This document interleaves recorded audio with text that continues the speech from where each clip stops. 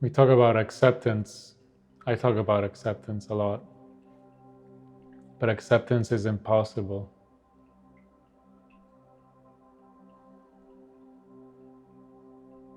You can't stop resisting. Anything you do is more resistance. What can happen is the realization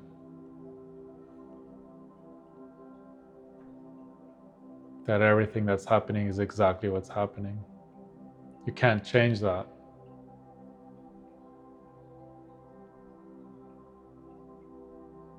The sound of the water dripping close to me, the direct experience of that cannot be changed. And it's all about fear and pain. If I'm in fear, if I'm in pain, I can't change that.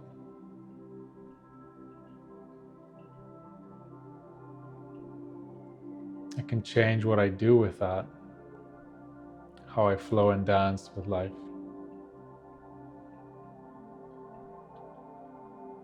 But we don't really see how the way we relate to the moment, to fear and pain, creates more problems, more trouble.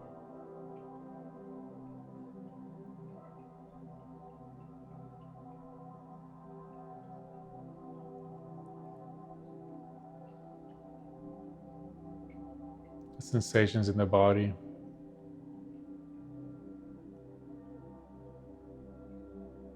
thoughts that are happening,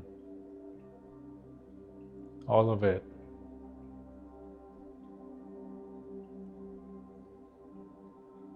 is the beautiful constellation of the universe in this moment.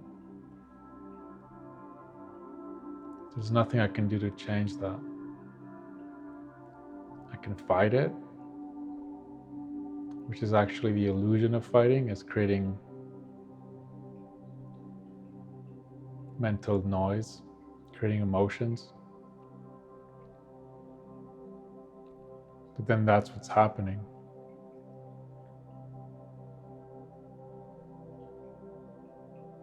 So in a sense, the more we realize that we can't change what's happening, the more things calm down, the more the mind settles, emotions settle. But it's realization. We can't do acceptance. We can realize it. We can realize that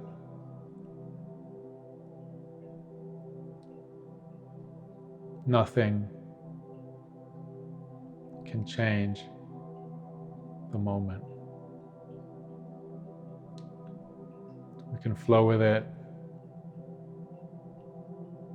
to a different moment, the moment exactly as it is now. If you sink into it, it's bottomless, it's freedom.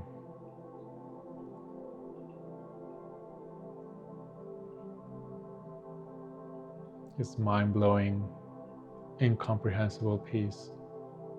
But there's a catch. The catch is that there's a transition. As our mechanisms of defense and creating emotions and thoughts and stories, as those mechanisms subside, emotions give way to feeling. And that's really what we don't want to experience: fear and pain. But to avoid intimacy with fear and pain, to avoid being friends with fear and pain, we create a lot of distress, we create suffering.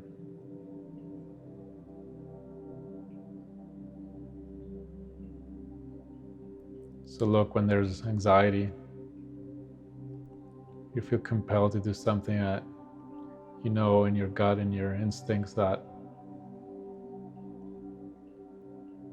It's not what the universe is wanting right now. You as the universe, it's not what it's wanting. It's not what you're wanting.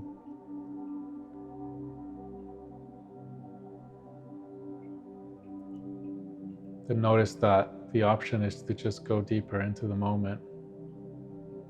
That anxiety will move and it'll shift.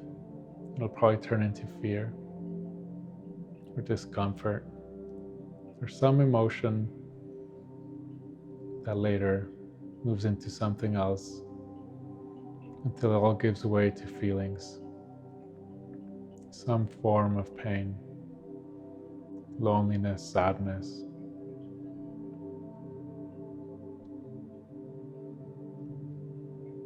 And we've been escaping these feelings all our lives.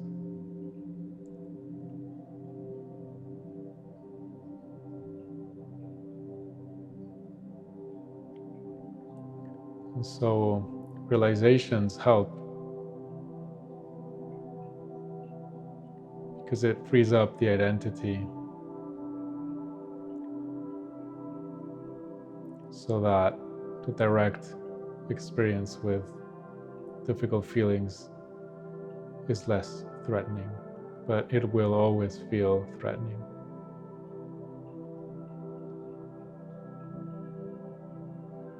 I say it's like taste of a first taste of whiskey or wine. It's bitter, it's not nice for most people who like whiskey or wine. There's a period of an acquired taste. It requires that time. It's the same with difficult feelings. Over time, they don't necessarily become transmuted, but the difficulty in feeling them goes away and it becomes alive. There's a certain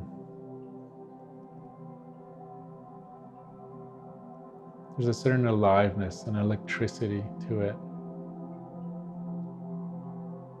So that's the path, that's the direction, to become friends with what you're really feeling, dropping the stories, letting go of the known dramas, the known stories of difficult emotions.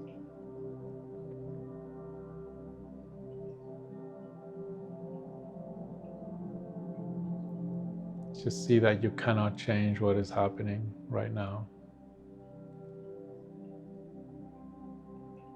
And that's a bit of a problem for the mind, for the part of us that is identified. We don't want to see that, but it's actually freedom.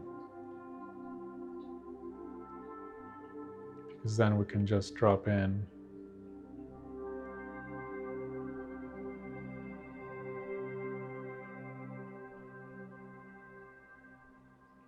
and flow with what is.